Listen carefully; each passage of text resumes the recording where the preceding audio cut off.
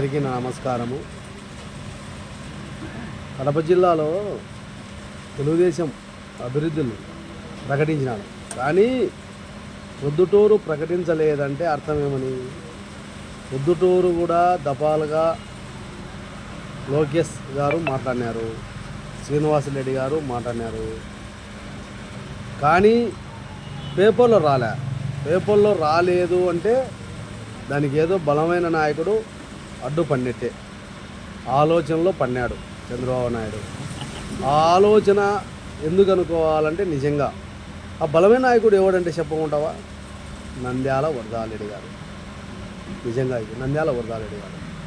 ఏంది జనాలు తండోపతండాలుగా వస్తున్నారు, ప్రచారం హుషారుగా చేస్తున్నాడు.